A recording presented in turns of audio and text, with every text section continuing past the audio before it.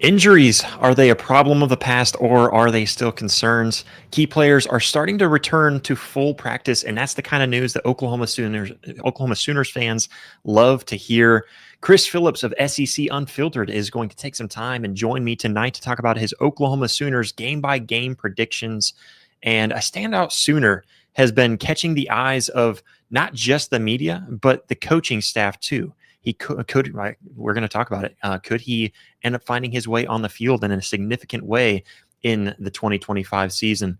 Hello, Oklahoma Sooners fans, college football fans. Welcome into Oklahoma at the voice of college football. This is Oklahoma Sooners Live. I'm your host, Josh Mahler. You can find me on X, formerly known as Twitter, at Real Josh Mahler, because I am the real one, to keep up with all the updates on the show and so much more. Everything that I do covering the Oklahoma Sooners and much more over there on X, Twitter, whatever you want to call it.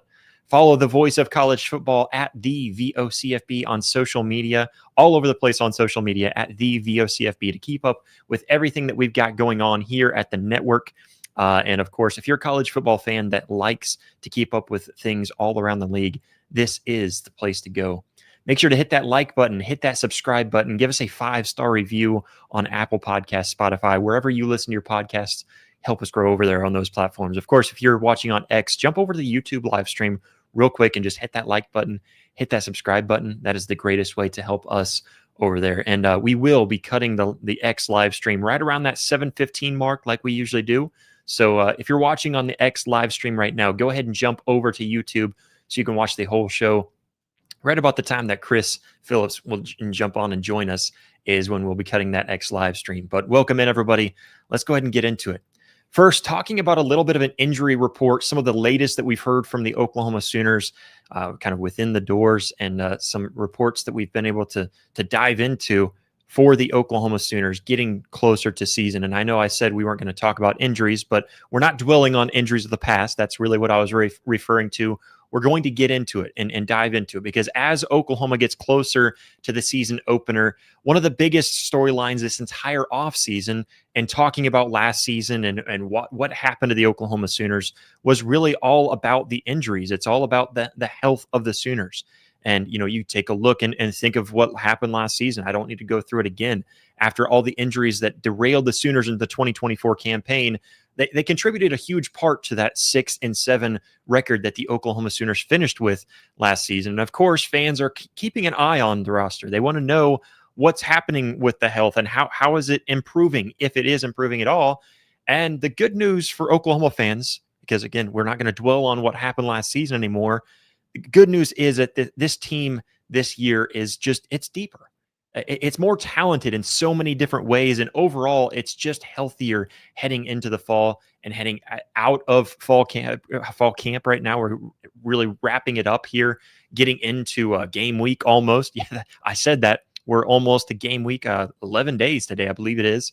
So, you know, there's so much about this team that's good news for Oklahoma Sooners fans when we're into fall camp right now. And that's something that Oklahoma fans should want to hear about and the good news surrounding that. Coach Brent Venables talked about the fall camp and how it's really kind of only come with those normal bumps and bruises, which is a huge improvement from last season. When you think of this time last year, when we were heading closer towards the end of fall camp, there was all kinds of big updates about, well, we hope so-and-so would be ready to go maybe by game 2. And we're not really sure here. There was all kinds of injuries that we had to report on and wonder if players were going to be playing, and they were all key players. There was a bunch of the offensive line, of course, the wide receivers, and that's not the way that it is this year. So that's really what's the best news about it going into this season, regardless of how we want to look at it. It's much better right now, which is good news. Good things. They've made a lot of adjustments. They've made a lot of changes, specifically with their health, with their conditioning, the way that they're working the guys, the way that they've taken precautions. And we'll talk about a lot of those. First, starting off with the star running back Jaden Ott, who did sprain an AC joint in his shoulder earlier in camp. He's been limited, but the staff is really just being very cautious with him. Obviously, with him being that star running back, the guy that they believe could really help boost this team, a guy that they went out into the transfer portal and felt really good about being able to bring in. Jaden Ott is definitely one of those guys that they want to be very careful with, and that's exactly what they're doing with Jaden Ott. So When you look at Jaden Ott and where he's at right now, he's expected and he's on track to be playing on August 30th against Illinois State. Now, does he need to play against them? Probably not, but it would be nice to get him on the field here and there and get him some rotations, get him used to the game speed, because it's so much different when you're talking about where he was in the past in Cal and the type of players that he was around there. He's mentioned that, it's not really a cut on his teammates at Cal. It's just the fact that it just wasn't the same atmosphere as what he's at in Oklahoma. And the same is going to go for game day. If he can get his feet wet a little bit, that's really what you would hope for, because you do want him in week 2 whenever Michigan comes to Norman. Talk about backup, one of the backup running backs, Taylor Tatum. He's been healing with hamstring issues throughout fall camp and really hasn't been up to full speed in quite some time now. It's really kind of opened the door, though. So some, I guess, good news, if you want to take good news away from it, is that it's kind of opened the door to the freshman, Tory Blaylock. That's been the biggest one that's really seen and taken advantage of some extra opportunities. And so, he's absolutely gotten more action and taken advantage of every moment that he could, and really been turning heads. Been a lot of people, a lot of media, a lot of coaches talking about Tory Blaylock and excited about what they've seen out of him in fall camp. But as far as Taylor Tatum, really not sure how long the waiting period will be for him to get back in there. I don't think they're too worried about getting him in there, because that running back room is so deep. We've talked about this ad nauseum on this show, is how you've got Jaden Ott, you've still got Javonte Barnes, you've got Xavier Robinson, you've got Taylor Tatum, and whenever he's healthy again, and you've also you've also got Tory Blaylock hiding in there, a guy that is extremely underrated. Who knows who else is there that we just don't know about, like Xavier Robinson last season. So there's all kinds of big good news out of that running back room. And some of the good news right now is that Jaden Ott is still on a good, healthy pace right now to be ready to go by August 30th, whenever that game 1 starts off against Illinois State. But going over to the defensive side of the ball real quick, defensive tackle, this is one that I knew was out there and just hadn't talked about it. And so then it just kind of slipped, and I forgot that this was actually something going on. It's Grayson Halton, who strained his hamstring in July and really hasn't practiced, at all in fall camp. But he's expected to be back for the Michigan game on September 6th, kind of being very cautious with him as well. They want him to get to full strength and get him back out on the field. And so he is expected to be back by then. He's on pace for then, from the last that I've heard. And hopefully that's the case with a big-time guy like Grayson Halton, who's really able to help with that big-time depth there on the defensive line, specifically at the defensive tackle. And so big question mark there, just because he hasn't really practiced at all in fall. But from reports, he should be just fine as we get closer to time. And then over on the outside, you got PJ Adebawore, who's also kind of missed a few days here and there with hamstring discomfort. And discomfort is the way that they've kind of explained that, although it's not ever been considered serious. It's just something that they're making sure that they tend to. They're making sure that they get it right before the season really starts to kick off. And so really keeping an eye on him. And like I said, nothing being considered serious there at all. And so, again, that's good news compared to what we had a season ago. With Kendall Dolby, of course, we know the injury that he went through last season, going through rehab, getting back. And he's battled multiple injuries, and here in fall, he battled a little bit with a thumb sprain. He had a groin issue that was hurting a little bit, and really hasn't practiced since the early days of camp. But his availability is kind of still up in the air. It's open for the opener against Illinois State. It's kind of questionable, but the expectation is that he is going to be back for a bulk of the season when they need him the most in SEC play. All of that, he's on a good track, and he's fighting really hard. He wants to be on that field. I know I just talked with him a few weeks ago and talking about how important this season is for him. He wants to be out there. The coaching staff, the medical staff, they all want to be out there, have him out there on the field. And so for sure, he's one of those guys he's going to battle back. He's going to get himself right. The medical staff's going to make sure he's doing just fine. All of that good news. And then, of course, as for Eli Bowen, last updates that I have is that, we kind of heard a little bit that he may not be ready and be back until maybe into a few weeks into the season. So we will kind of touch on him a little bit later on as well. But yeah, as far as Eli Bowen, really no set and secure time frame for him yet. That's a guy that I will try to be checking in on, try to see what the news is on him, if there is any news. For now, I will just take no news as crap. What the heck's going on here? But for Oklahoma, they've really had kind of several players in and out of concussion protocol. You've got Jake Taylor, who's already been cleared back with no setbacks at all. Derek Simmons, he's been kind of sidelined since August 2nd, and his recovery's been taking a little bit longer than they expected, just because he's had past concussions that have kind of caused him to be held back just a little bit on that side of things. So Derek Simmons, hoping to be back in and hoping to get him right. It's just they're taking a lot of time with him and making sure that he gets through that concussion protocol safely. That's something very serious. They're wanting to tend it as such. Still, he and Jacob Sexton both kind of expected to be cleared by next week. So as far as game readiness, that should be all good to go, cleared for game week. And really the same goes for Zion Kearney, who's been out since August 8th, just kind of taking it slow. And he's expected to be ready. I believe I even saw him back into practice here this week too. So I didn't double check that. That's just something from my notes that might have been written down yesterday. So I'll check in on that. But I'm pretty sure I might have seen him even practicing as much as this week. So he's been kind of in and out for little bits here and there for concussion protocol. But again, tending to it, getting him right. For Keontez Lewis, the wide receiver transfer, he missed some time with a hamstring, but it's not really a long-term concern at all. And then, of course, tight end Caden Helms also, he's been practicing with the soft cast, which is a good thing on the fractured hand. That's not a good thing, but it was a soft cast, which is a good indication that they don't feel too concerned about it. And, he still remains active in practice every day, remains, I believe, even full speed practice too. So, full everything, full practices. So Caden Helms expected to be just fine with that soft cast. What that means is that whatever that fracture is, it's able to be protected by something that still allows him to move and flex his hands. It's going to restrict him a little bit, but not as much. And and for the most part, it's going to really kind of protect him. So he's definitely expected to be okay. Let's see here. Going on, we've got other kind of key contributors, actually not kind of, very much key contributors, others that are kind of a question mark right now as to how key of a contributor they will be, but they will be a contributor of some sort. Robert Spears-Jennings, obviously big time contributor there. And then also Isaiah Satania, Kendall Daniels, the transfer from Oklahoma State, and then of course Jacoby Johnson.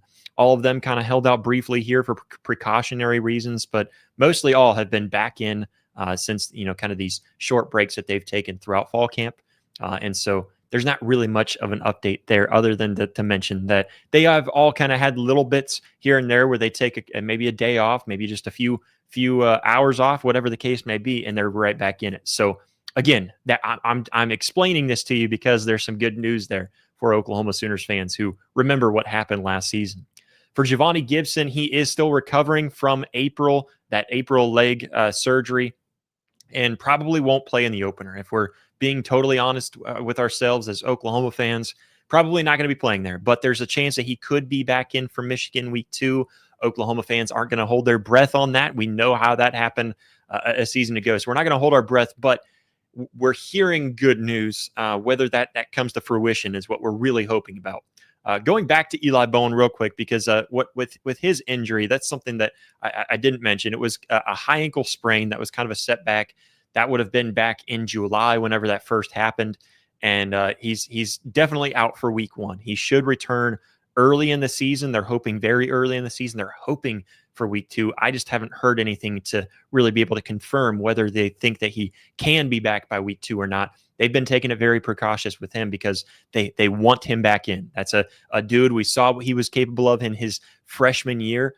Of course, that's opened some of the door for guys like Cortland Guillory, who we've talked a lot about here on this season as well. So, it's exciting. I think this is all stuff to look at and to know that we're getting some good news out of everything from last at least compared to last season. Anyways, going on. The last wide receiver to mention is, we've got Jaden Gibson, who continues to recover from that torn patella tendons, and it was something that he suffered from last year. Kind of a setback later on in this spring, and his timetable, his time frame, it all kind of remains unclear. That's something that I haven't been able to see any clear indications. I know when I talked to Parker last. I talked with him, and he mentioned still no really set times on his return, but we're hoping, right? We're hoping that we can get him right, get him back in there. Jaden Gibson's one of those guys too that Oklahoma fans know that he can be special. It's just whether we're going to get him back in there or not is the big things. But of course, right now, expectations for 2025 season should kind of stay low, the reasonable expectations. And, just as many Oklahoma fans would expect, just kind of keeping your expectations for any of these low. But also, like I mentioned in the beginning of all of this, is just from the fact that as an Oklahoma fan, you have to understand that this team is much deeper than they were last year. They are much more talented than they were last year. And so that's the good news that you can take away from all of this. Again, some of the injury reports that you're getting from Oklahoma right now are reports that, hey, we're expecting this guy to be good to go. We're being very cautious with him, like Jaden Ott, for example. And you're not hearing the same kind of injury concerns that you heard from last fall. So all in all, Sooners are much healthier than a year ago. Most key contributors kind of trending in the right direction, especially with that offensive line. And then, of course, with the staff, with them being cautious, this cautious approach, it's because they have short-term memory as well.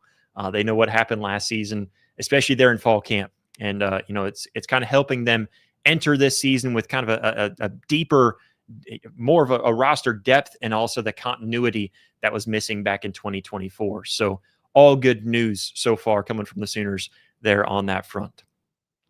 We're going to move on. I will jump into the live chat, but first I've got a special guest here with me tonight. I've got Chris Phillips over with SEC Unfiltered. Chris, what's going on, man? Josh, what's going on, man? It's great to see you. Obviously, we linked up in Omaha and really appreciate you coming out and getting to meet you in person, man. But, yeah, it's football time. Excited. Week 0's upon us. We're going to be throwing around some bets this weekend. So we're officially back, man. And obviously week 1 just around the corner. So we're talking game previews and locking in predictions over at SEC Unfiltered. And that's when you really know we made it, right? Like we're breaking down and previewing the week 1 matchups. It's like, man, it's really, really here. So exciting stuff, and excited to talk about it with you. Yeah, man, it's going to be an action-packed season, really. You look around the league, and it feels deeper than it has been. And I think a big reason for that being is that Oklahoma feels like they've kind of gotten themselves back to where they should have been. And, of course, I was listening to Josh Pate kind of explain why talking heads are a little bit higher on Oklahoma this year. And it's just because last season didn't really feel like they were a bad team. It's just that they were given terrible circumstances. And then, of course, terrible offensive coordinator hire, all of that. But, of course, I know whenever I first talked to you back in Omaha, we were talking, you were kind of unsure. You weren't really sure where you wanted to land with the Sooners yet. And then I think I heard you somewhere whenever you were down at the SEC Media Days as well, kind of talking there about still unsure and feeling out the Oklahoma Sooners. But now it feels like you're finally ready, and you put your prediction out today. And I'll pull this up real quick just so everybody can see it as well. We've got your predictions here. So you said, call me crazy, but I'm buying the Sooners hype. And, of course, talking about John Mateer being one of the most electric guys in the SEC. You gave your prediction at 9-3 for the Sooners with losses to Texas, Tennessee, and Alabama. Personally, I don't take too much into which teams. It's really just their overall record, because I think you could probably swap any one of those teams out for the other. And it's the SEC, it's deep. But what's got you feeling so much to keep on feeling a little higher and higher on the Oklahoma Sooners getting closer to the season? Yeah, Josh, and I appreciate you not the overall record is what's most important. You're going to notice with a lot of my predictions, admittedly, I tried to think outside of the box a little bit, because I think it is just going to be a wacky year. I think there's some games where you're like, well, why this team instead of that team? It's like, it's not A plus B equals C type of thing. You know what I mean? Like, this is, if you didn't watch college football last season, it's completely random. Alabama beat Georgia and lost to Vanderbilt the following week. I mean, so like, riddle me that, right? But yeah, I mean, listen, I've started drinking the Kool-Aid, man. You are right. I was very unsure in Omaha because we were so engulfed with the baseball stuff, and still at SEC Media Days, I was kind of just feeling it out a little bit. But man, I just think the more you watch a John Mateer and the more you talk to people around that program, obviously that are close to the Sooners, some of the reports you're getting back from him, I think he's going to be the real deal, right? I think Jaden Ott was a very underrated pickup, the running back from Cal. I think Deion Burks is going to be – I think he's going to have the season I probably expected him to have a season ago, because none of us could have saw coming what happened last year.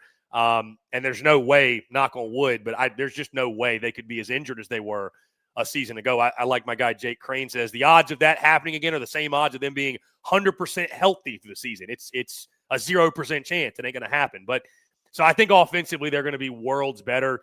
And then defensively, I think you bring in the new OC, Brent Venables, I think being able to just lock in on the defense, which I think it's going to be a really good defense. I think it's a very underrated front seven. I mean, we just don't talk about R. Mason Thomas and Kip Lewis enough in the front seven, what those guys mean for that defense. I think they'll be solid in the secondary.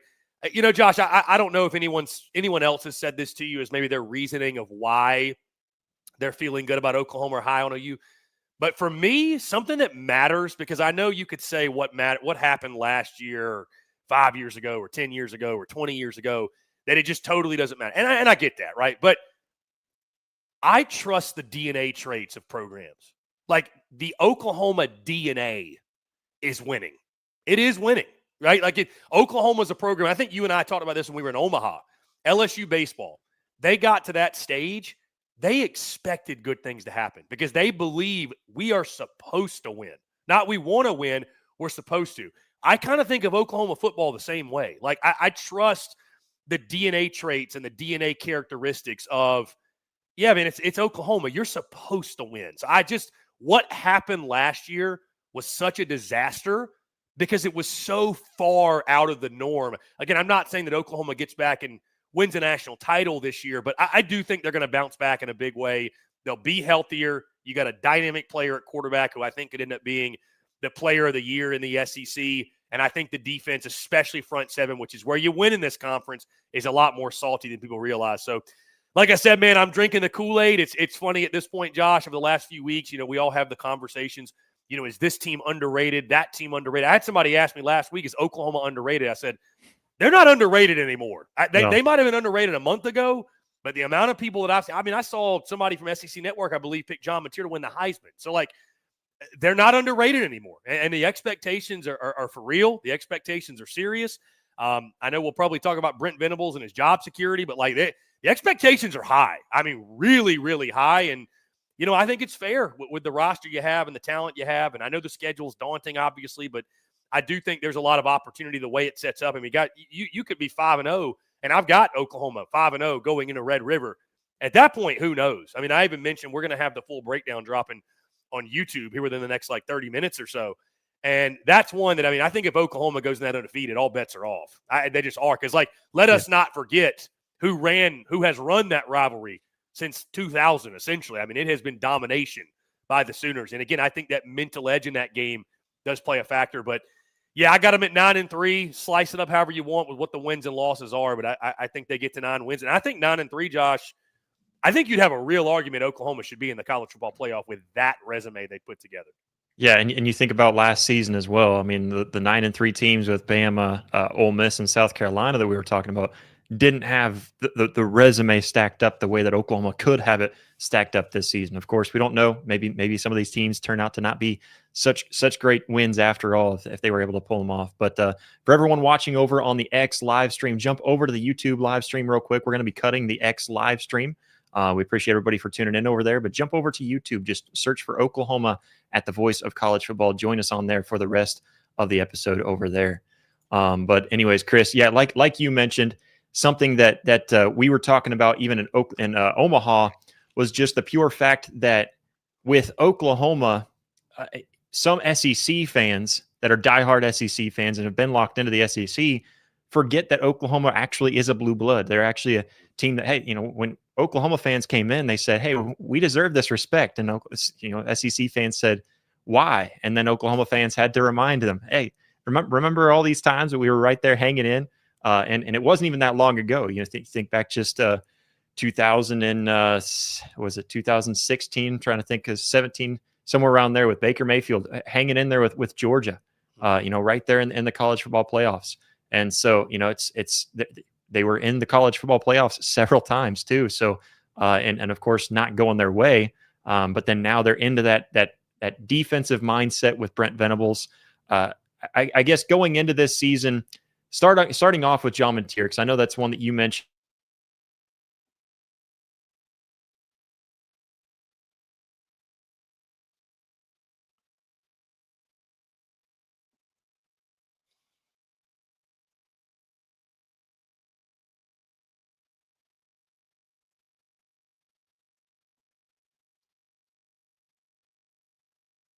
Did we lose Josh? Come in, Josh. Let's see if he pops back in.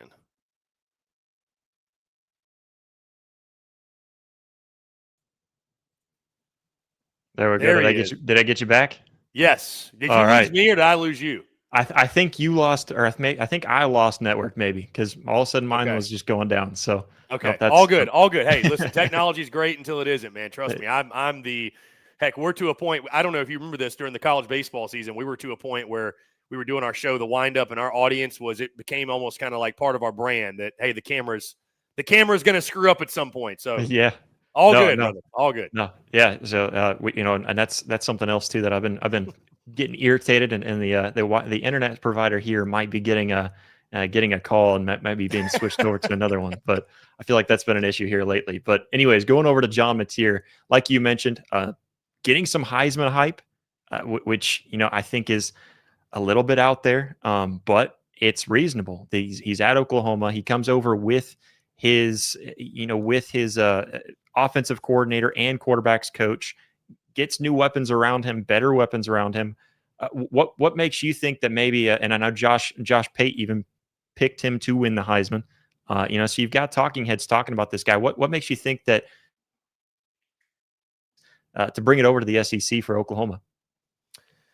Yeah, but listen, I think John Mateer is a guy who can just do a little bit of everything. I think he's one of those dudes, he can take over a game. And I'm not saying, too, he's got a lot to prove. I think it's fair to have that as a question for OU and a question for John Mateer. I mean, he did it at Washington State. This is going to be a different level. But the dude just has a skill set that I think you feel pretty confident and comfortable in saying it's going to translate over, right? He can throw it. He can run it. He improvises.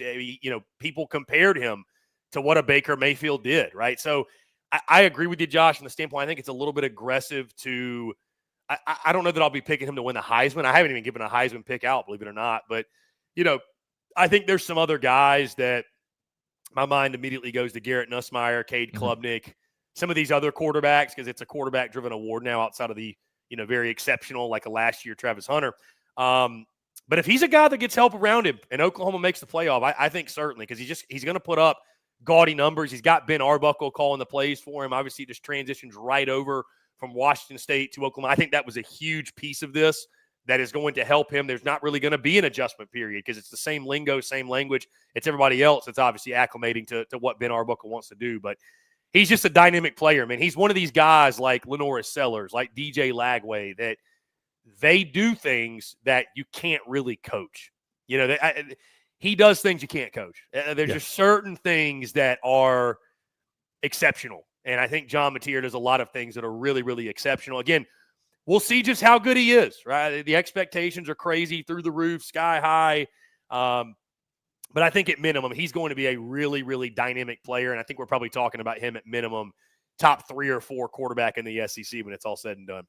Yeah, and I like to hear that. I'm sure Oklahoma fans love to hear that. They're excited to see him on the field because, like you said, there are certain things that he does that you can't coach. It's things that the way that he can throw on the run, the way that he can just feel the pressure closing in and knows when to find that gap and take off downfield. There's a lot of things in there.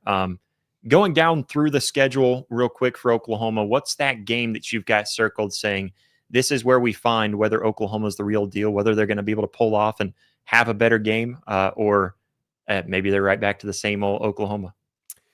Well, I think week 2 is massive, right, against Michigan. That's going to be your first real test. But I think that's a game, all respect to Michigan. Fantastic program. I mean, I say that, but, whatever happened with the The NCAA stuff, I mean, whatever, it is what it is. Anyways, blue blood, it's going to be a fun helmet game. A team that is going to give you a test. But a freshman quarterback comes in Bryce Underwood. You should win, in my opinion. The game I've got circled, Josh, as the most important game for Oklahoma this season comes a few weeks later when they take on Auburn. That one, to me, it's massive for both sides. Like, I think you could argue it's the most important game for both those teams. And it's storylines all over, right? What it means for Brent Venables and Hugh Freeze. Both of them have these aspirations of getting to 9 or 10 wins and being that surprise team that pops and getting to a college football playoff. Jackson Arnold coming back into your house, right? Like that's which I'm really curious to see how Oklahoma fans will greet him.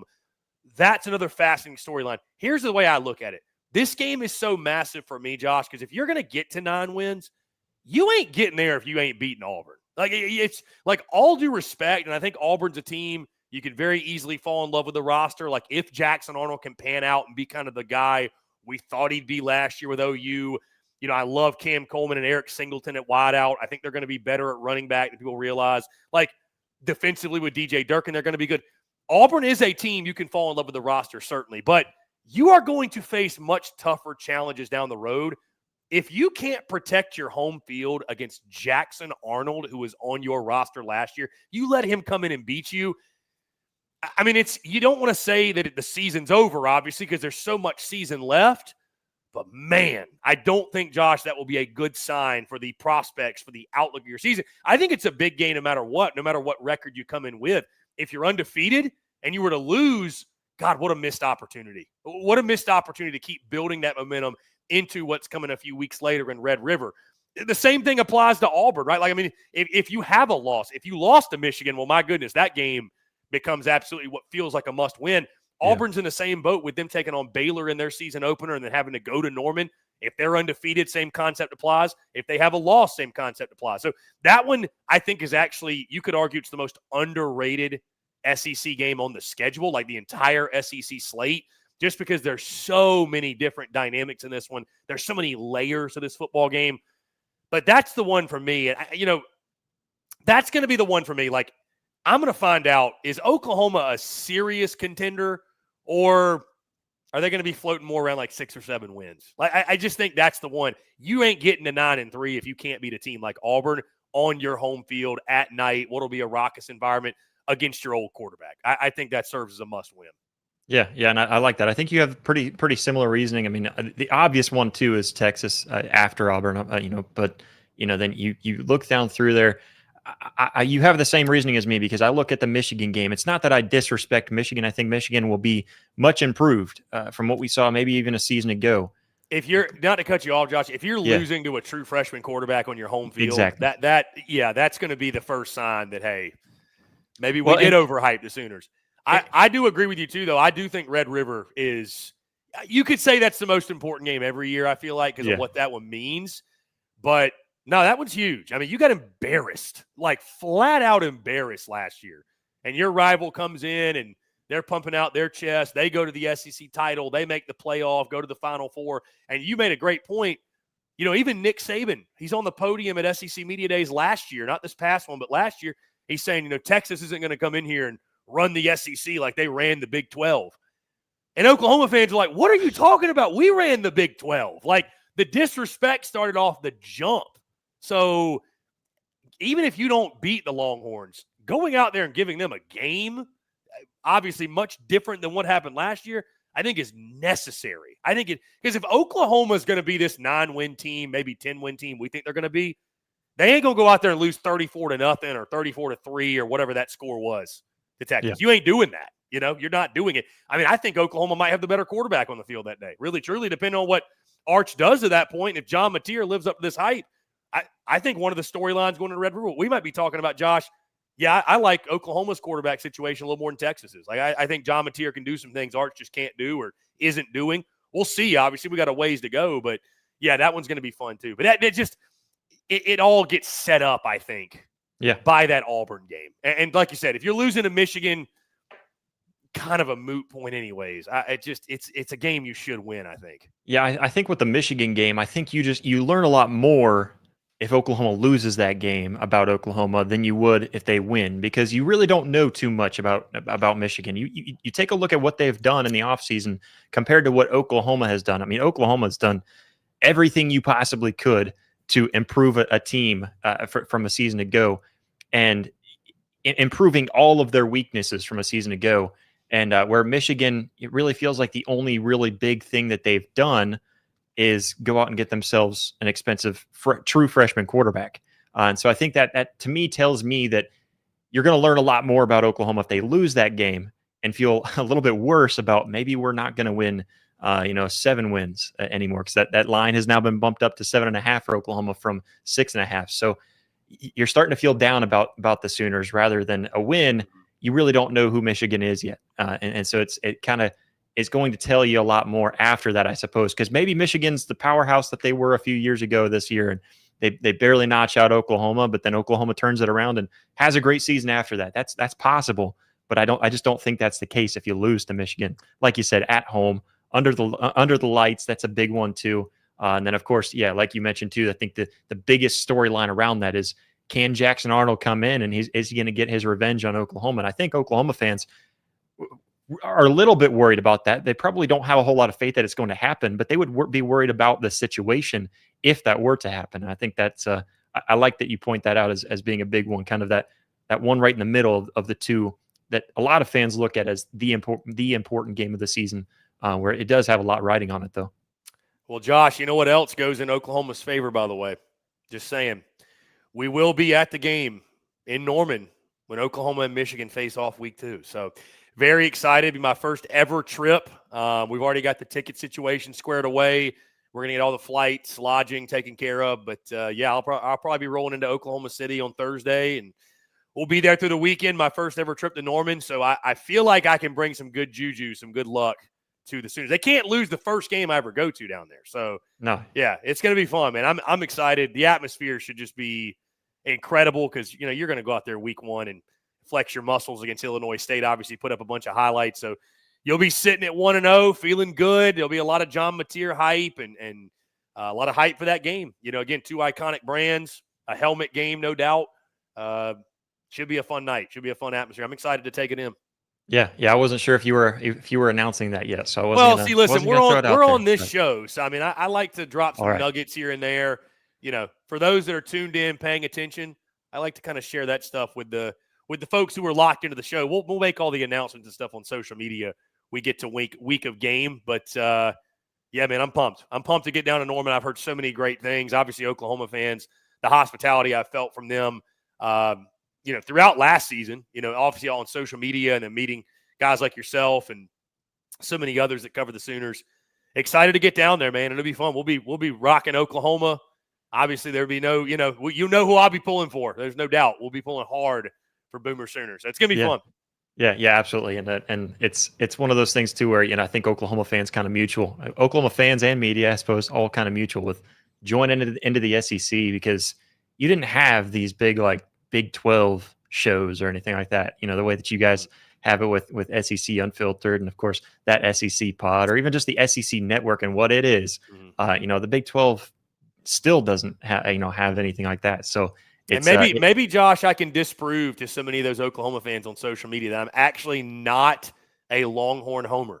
Believe it or not, I'm not a Longhorn homer, not a closet Texas fan.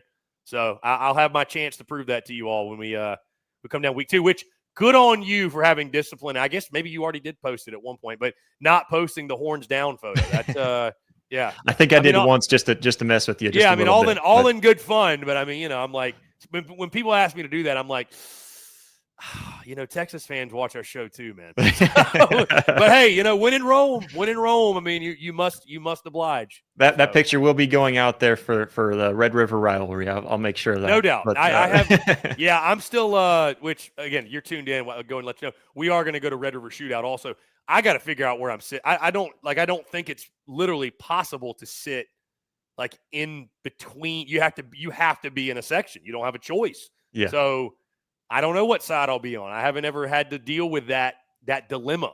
So, but I will be totally neutraled out. We will be just taking in the toxicity. I love going to these toxic environments and feeling the passion and the energy. So I'll be excited for that one too. Yeah, I've always said it. I believe the Iron Bowl gets the best rivalry. I've been around that one enough to where I think that's the best rivalry. Oklahoma, Texas, that Red River rivalry, Red River shootout, that is the best rivalry game, hands down. And I think you'll see that you'll recognize it. I think Oklahoma, and I'll throw Texas in there as well. They feel blessed to be in the SEC for sure. But Chris, I appreciate you so much for taking some time out with me tonight to kind of explain a little bit of your Oklahoma Sooners game by game predictions, kind of throwing those out there on social media and shocking a few Oklahoma people such as myself. I mean, you're predicting it even higher than my official prediction was.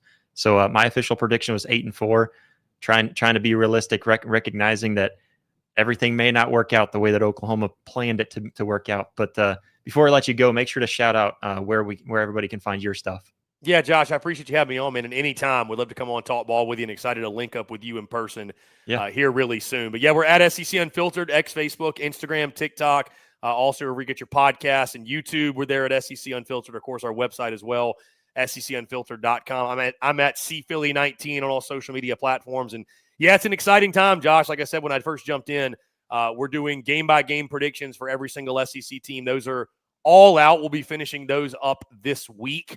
Also, we're doing game previews for week 1 right now. So we dropped Texas, Ohio State, and LSU Clemson today. We're going to dive into Alabama, Florida State, Auburn, Baylor tomorrow, and then we're off and running, going ahead and getting those out ahead of time. And, yeah, it's the most fun part of the year, man. I mean, talking season's great, and love getting the picks and stuff out, love going to media days, but, you know, being this close, single digits away to kick off from SEC football and, you know, even less essentially from week 0. This is the best time of year, man. So really appreciate you having me on. Love to do it again soon.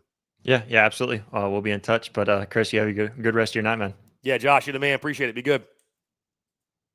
All right, everybody. That is Chris Phillips from SEC Unfiltered. He is linked down in the description below if you're watching on YouTube. And then, of course, go check them out. SEC Unfiltered all over the place. Chris is a great dude.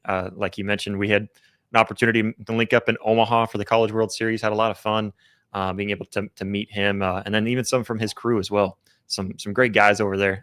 That's the kind of stuff that you jump into the SEC and you realize what it just means more actually means. But getting to the chat, we got Clement over here. He says the high end for wins for this team this season is 9 wins. Low end for this team is 7 wins. Going for 8 wins this season. We need to deal cautiously with injuries for the rest of the week. Yeah, I think that's a cautious and a realistic expectation there. That's kind of where I feel. I mean, I do agree. I think low end, I don't believe Oklahoma would go below 7 wins this year. I think you'd be crazy to think that they go down to 6 wins. To just look at them and think that that's going to happen. Now, you can predict that maybe something like last season is going to happen again, but then you're just kind of throwing predictions out there that really mean nothing with no stats, nothing to prove it. But no, I agree with that. Like I mentioned before, my official prediction for Oklahoma was 8-4. I think that's reasonable for Oklahoma. I think that they can reach that. I don't have any reason why they shouldn't reach that. They only have 3 true road games in the SEC this year. So that's good news. That's something that you like to see. That's something that's way better than last season where they only had, I think 3 true home games, if memory serves me correctly. So, good prediction there. I think the high end for this team is 10. I think I would throw it up there. I think 10. 8 is what I'm predicting, just because I'm trying not to get my hopes too high, and I'm trying to be a little cautious, a little realistic with it, however you want to call it. But I do appreciate that. I think that's pretty good. I did forget we have the poll. I'm going to pull that up real quick, if I can, and try to get that poll up and going for us real quick, because I want to make sure that we check in on that poll towards the end of the episode. We'll get to that. That's the first time I think we were running it here on the channel, so want to make sure that I get that up and see that. So yeah, I do see that plenty of you have been voting in there on the poll. I will get to that poll and kind of read the overall predictions there on the poll at the end of the show. But yeah, anyways, I see you guys in the comments too, though. 10-2 from Medrano. It says 10-2 or plus minus 1. I like that. 10-2 might be 9-3, might be 11-1. Who knows? Somewhere in that range. But I think as an Oklahoma fan, I understand picking 10 wins. I think 10 wins is something that Oklahoma is capable of. I don't know why not. But yeah, for sure. See, Jimmy's in the chat. What is up, Jimmy Satterfield? He says 9-3, but can definitely see 11-1, somewhere in that range. Again, I like it. I don't like doom and gloomers talking down on any fan. This goes for all fan bases. Doom and gloomers who talk down on people who are optimistic about their team. Will Compton. I love Will Compton. I think every team needs a Will Compton. Every fan base needs a Will Compton. Him predicting, him saying Nebraska at 12-0 every season. That's how fandom is supposed to be. That's what fandom is all about. Being a fanatic. That's what it's all about. So make your big predictions, man. Go bold. If you see 11-1, man, just throw it out there. I try to be cautious with my predictions because I'm on camera. I'm on the. I've got a little bit of a reputation to live up to, but no. In all reality, I just try to shoot it straight. I'm not trying to go anywhere else outside of that. Johnny Boy says they're not losing to the Shorthorns. Well, I sure hope not. That is one game out of anything. That is one game that, man, I do not want to see the Sooners lose. That is the only game that I would just be super ticked off. I mean, I'm going to be ticked off regardless seeing them lose anywhere. But as an Oklahoma fan, that is the one game that stings you the most, because then they hold it over your head for the entire season. Of course, being in the SEC, that's going to happen to many other teams as well. You're going to start to build new rivalries with just about any team in the SEC. But anyways, I do think that it's going to be an interesting one for sure.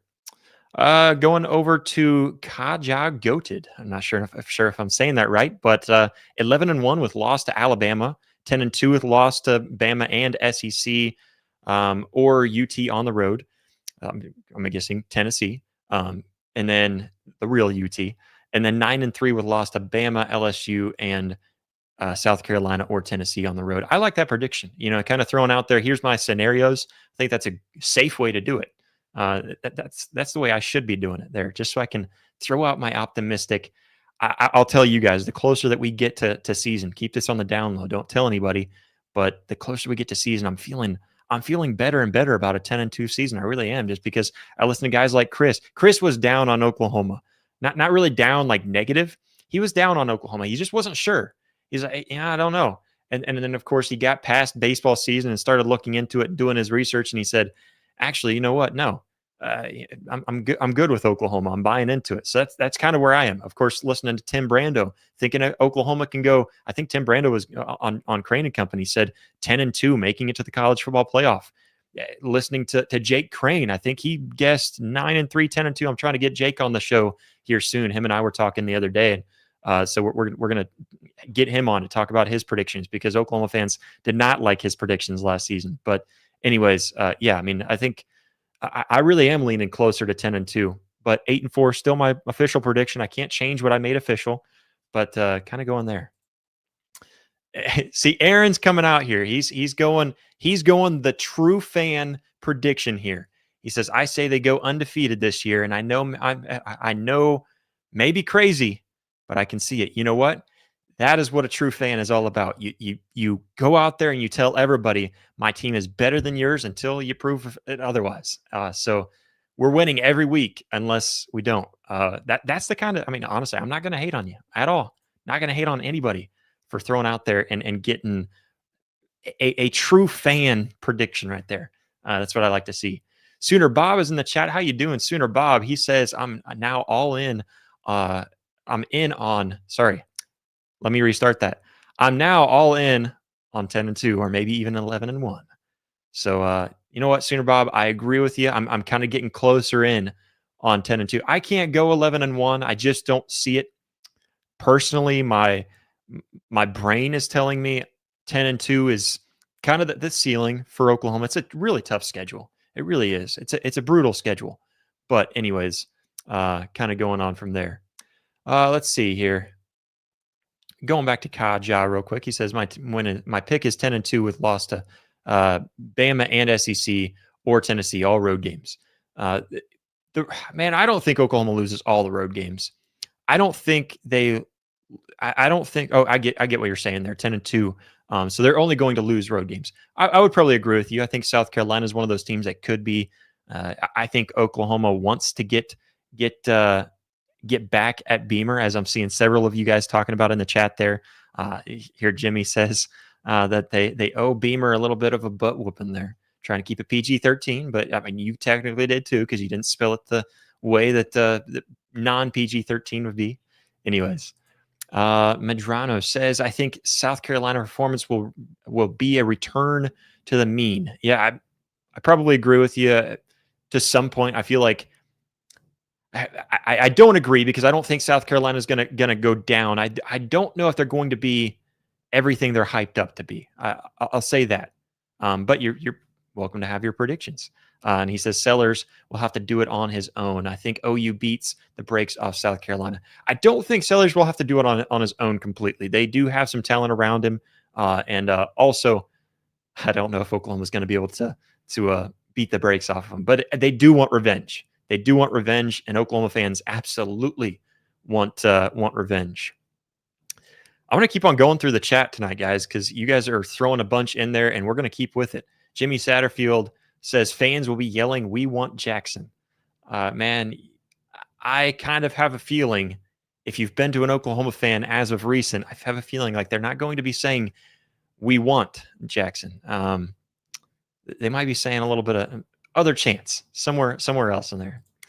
Mars Jam is in the chat. He says Oklahoma versus Michigan is going to be wild. That's going to be the first one that Oklahoma fans are going to feel jacked about, right? Because week one, you know you're going to win it. It's just you don't ever really know what you're looking at in week one. Last season against Temple, I sat here and said, I think Oklahoma is kind of holding back. They weren't showing everything. That's what the coaches even said too. And so they validated what I was feeling like it looked like. And then the season went on, and you found out that really wasn't the case. That really wasn't the case at all. But anyways, yeah, Oklahoma, Michigan, gonna be a big one. Make sure you guys are there. Make sure you guys are there. It's gonna be great. Let's see here. I'm gonna scroll through here a little bit. I do see Clement back in the chat. He says this weekend it's Kansas State and Iowa State. Going Kansas State in a close game. That one is over in Ireland too, right? I know it's overseas. I believe that's the game in Iowa or in Ireland. And then Mars Jams even puts his prediction: Kansas State 35, Iowa State 30. I was thinking the other way around. So I saw the over/under is at 50. It was right around 50.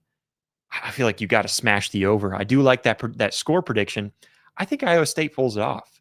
I don't know. I haven't really dove into those two teams to really feel good one way or the other. I kind of feel like Iowa State pulls it off. Let's see here. Chuck Kearney says, this young man is not an OU fan. He said, OU and Texas isn't the best rivalry game. Where is this young man from? What basement? I am an Oklahoma fan. I'm not talking down our rivalry. All right. If you have been around that Iron Bowl rivalry, I don't see it. I don't see it from Oklahoma fans and Texas fans the same way. It's not as loud and obnoxious as that Alabama in-state rivalry is. The Oklahoma State, that Bedlam rivalry was, to me, never felt like it was always kind of bickering back and forth, but it was never really felt like a rivalry to me, really.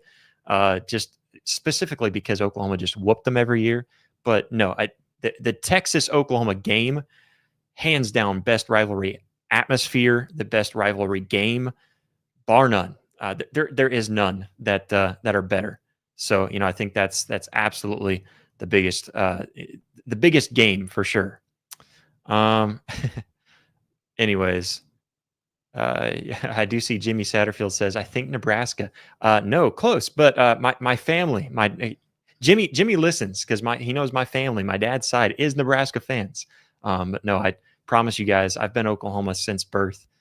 Pretty much. I mean, obviously, kind of torn when I was a little kid, didn't know which way to go, whether it was going to be Oklahoma or Nebraska, but I chose the right path. Obviously, chose the right path.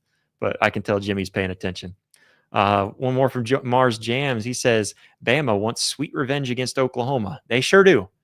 Are they going to get it, though? That's what I want to see. I'm not really sure. I'm not really sure, I'm not sure how to feel about that game. It's on the road in Tuscaloosa. It's going to be tough. It's going to be a very tough game. And it's going to be a crazy atmosphere, one that Oklahoma hasn't experienced on the road there in Tuscaloosa, at least in a long time. Haven't done my research on that one yet, but man, I'm very curious getting closer to that game, how each team is going to look, because that's one. Tim Brando has me feeling like Oklahoma can take down Alabama in Tuscaloosa. Tim Brando's kind of got me a little bit more hyped on the Sooners than I like to admit. I don't care to admit it too much, but it's there. I do think that Oklahoma's got a much better shot in many of these games than what I think I was giving him credit for earlier on in the offseason. But anyways, I'm sticking to that 8-4 prediction. But I'm really hoping I'm wrong. I'm hoping that 10-2 is right there on the doorstep. I think obviously the way that Texas game, leading into the Texas game, if they can go 5-0 up to Texas, and then Oklahoma can finish off Texas, you're starting off your season 6-0. If that's the case, then Oklahoma, watch out. That's a dangerous team and has the capabilities of doing just about anything they want, as long as they don't get ahead of themselves. You finish 10-2. That is a dang good team right now. 10-2 with this schedule, that's dangerous. Let's say that 10-2 is a loss to, let's say it's Bama and LSU. As good as I think both of those teams are going to be, I think that's going to be a very good matchup for Oklahoma. And 10-2, watch out. You are knocking on the doorstep of getting your way to the SEC. You're obviously in the playoffs with a 10-2 record. There's no way that if Oklahoma or even Wisconsin, Oklahoma, or Florida, those are the three teams that I think would be realistic for them to make it to 10-2. If either of them are 10-2 or 9-3, they're all kind of in that mix for throwing them in over a possible 10-2. If they're all three 9-3, possible throw them in over a 10-2 team. I hate to say that right now, but that's all speculation. We don't know what the season holds. Let's go ahead and talk about a name that just keeps on coming up in fall camp real quick. A sophomore safety, Reggie Powers. And let me tell you, it's not just hype. It's not just hype anymore. This is a young guy that's turning into one of the most exciting stories on Oklahoma's roster in fall camp. You talk about how much Venables has praised this young man. Reggie Powers has been on Brent Venables' tongue a lot. That did not sound right, but you know what I mean. His name has been coming out of the mouth of Brent Venables very often here in fall camp. Brent Venables hasn't just mentioned Reggie Powers in passing or kind of bringing him up in groups along with other men, but he's gone out of the way to single him out time and time again. And some of the things that Venables has said recently, talking about how he loves Reggie Powers, his passion, his energy, intensity, playmaking. He talked about how the coaching staff has got to find a way to get that dude on the field. My personal favorite, how he was talking with Toby Rowland, and he said he's a stick of dynamite. He's like a grenade. He's energized like a sponge. He soaks everything in. When your head coach is that vocal about such a young player, it's not just coach talk anymore. It means that Reggie Powers is showing out in practice and in real competition, actually popping out off the page. He is 3D among a bunch of 2D, which that's not true. Maybe he's 4D among a bunch of 3D. He is just popping out off the paper and making himself being seen by the coaching staff, and specifically the head coach, who is just emphatic about how much he loves this kid and how much he has grown. Now, let's rewind just a little bit, because going back to last year as a freshman, Powers only played for 21 defensive snaps. 21. But don't overlook him and his experience, because he was a big contributor on special teams with 118 snaps, and kind of laid the groundwork for him getting his nose out there, getting his feet wet just a little bit. Fast forward to this year, and you look at how he has been practicing from spring, summer into fall camp. He's playing multiple roles. He's playing in as strong safety and cheetah, and kind of practicing as both. He's getting first team reps in fall camp right now. That's how much this coaching staff believes in him and believes that he's a competitor. He's competing directly with Peyton Bowen, while also kind of being in that mix to try to replace that Billy Bowman role that was left behind. And that's a huge jump in responsibility for Reggie Powers, and much deserving. In an interview, Reggie Powers even kind of admitted to learning 2 different positions and how it isn't easy.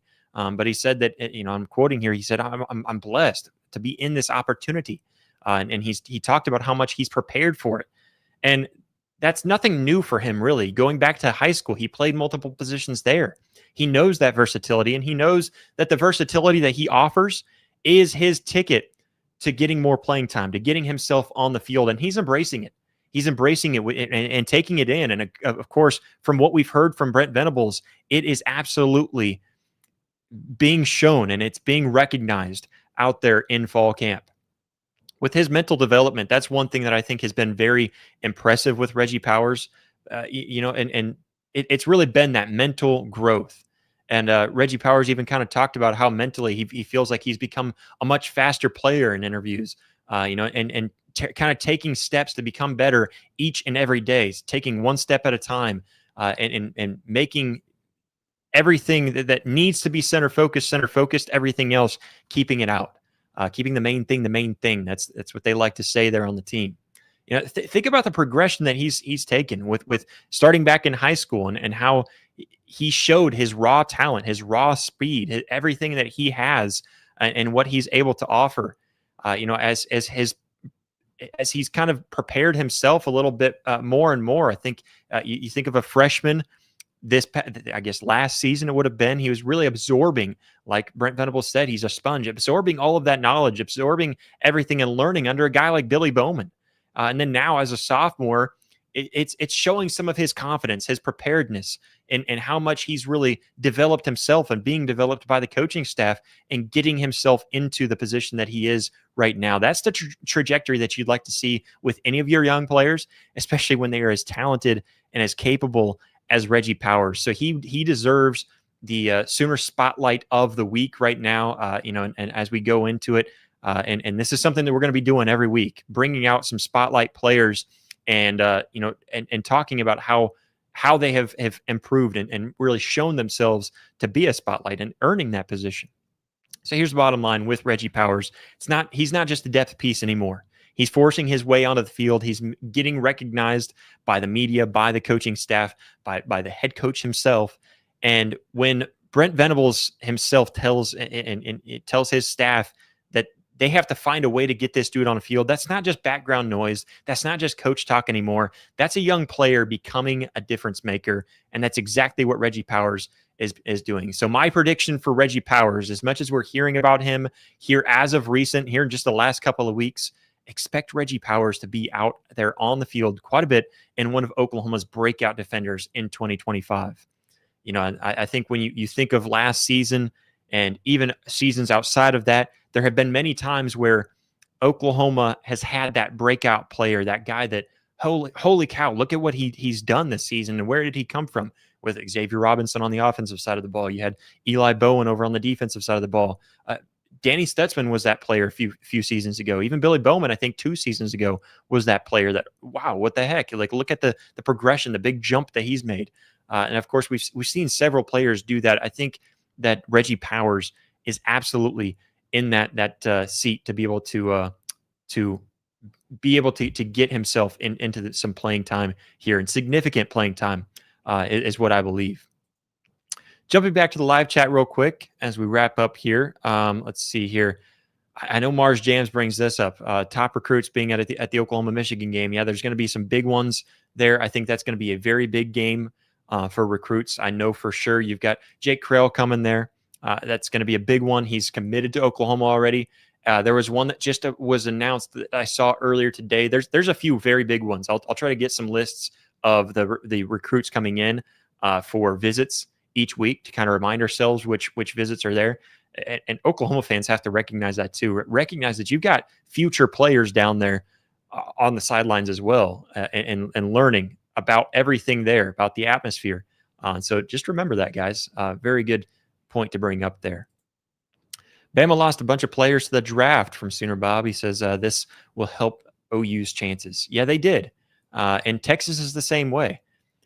And, I think Alabama losing players was kind of a good thing for them in a way. The thing that makes me nervous is that I think they're in a better situation than what they were with Jalen Milroe.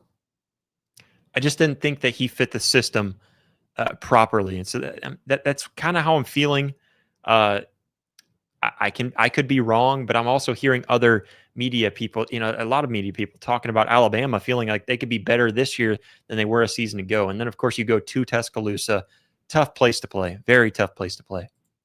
Jimmy Satterfield says Carry-On had that one-handed catch against Powers. I think you're right. I think it was against Powers. One thing that I'll say, though, is that when you're seeing a lot of these clips, when you're seeing these catches from the wide receivers, they're making big-time catches, very good catches, that like that one from Carry-On, and getting a big catch.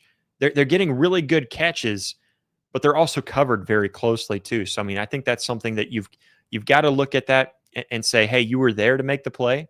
I don't know. Maybe there's not a good thing to take from that. I take that as a plus side. I don't think that's a terrible thing there. So, anyways, going over to Madrano, he says, OU back-to-back Alabama state champs.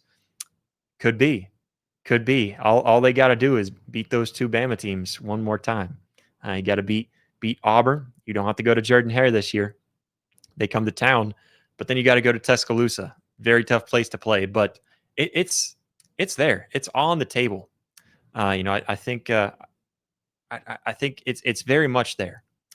Anyways, jumping down in the chat a little bit, I see Travis in the chat. What is up, Travis? He says Venables built this team the right way, as he said he would, and they are fantastic. Yeah, this is really the year that the reason why there are no excuses is because we've given too many excuses in the past. There's been way too many, and now this is 100% Venables' team. This is the team that he's built up to be, and so ultimately, yeah, this is Brent Venables' team. We're going to have to see where he stands from there and what he's able to do. It could be a special team. Very well could be.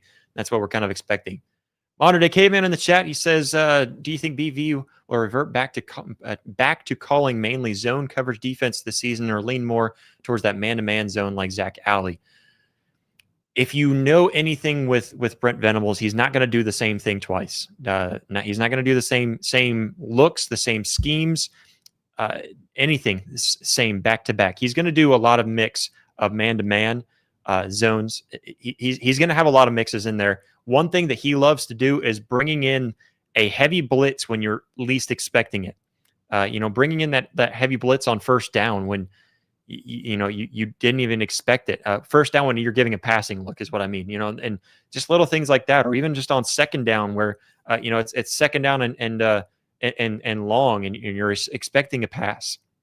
You got him down in the backfield. It's second down and 12 or something like that, and you're expecting a pass play, and he brings in a heavy blitz just to put that pressure on you when you didn't expect it.